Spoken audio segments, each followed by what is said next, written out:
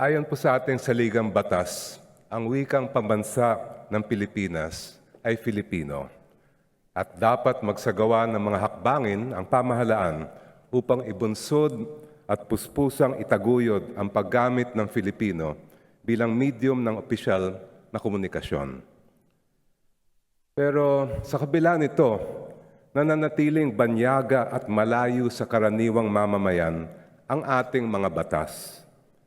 Bilang tagapagtanggol ng karapatang pantao sa loob ng ilang dekada na, karamihan ng mga kliyente natin ay mga ordinaryong mamamayan na hindi bihasa sa Ingles.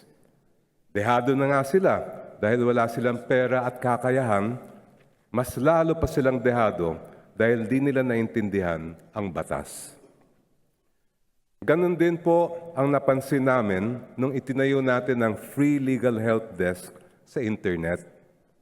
Ang mga legal na bagay tulad ng pagwawasto ng birth certificate, pagsuporta ng magulang sa anak, o mga batas para sa mga manggagawa ay wala sa kaalaman ng karaniwang Pilipino dahil ito'y nakasaad sa wikang Ingles.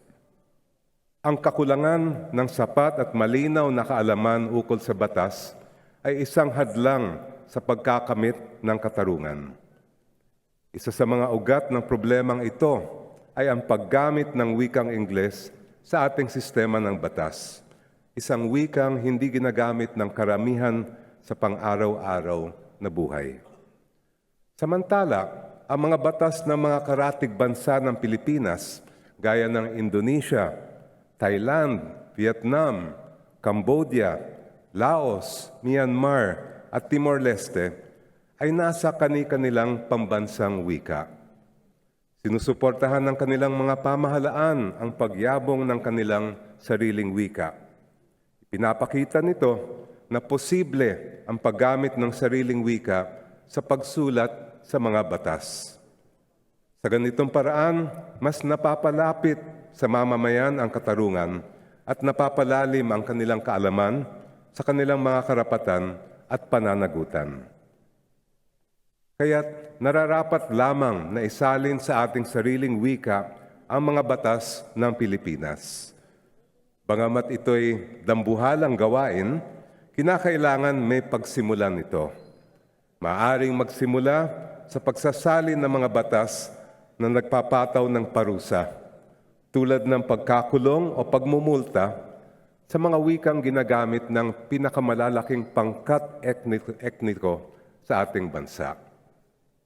Ayon po sa Philippine Statistics Authority, ang 4 na pinakamalalaking pangkat etniko sa Pilipinas ay ang mga Tagalog, 26%, Bisaya, 14%, Ilocano, 8%, at Cebuano, 8%. Ginagamit ng mga pangkat etnikong ito ang mga wikang Filipino, Bisaya, at Ilocano. Itong linggo, ihahain natin bilang akbayan representative ang panukalang batas na nag-aatas isalin ng mga batas sa wika natin o batas sa sariling wika.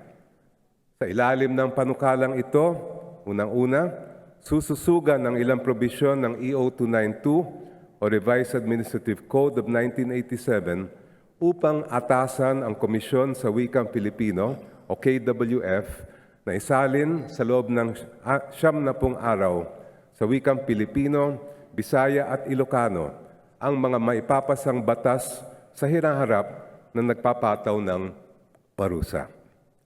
Pangalawa, inaatasan din ang KWF na isalin sa loob ng 5 taon ang mga kasalukuyang umiiral na batas na nagpapataw ng parusa.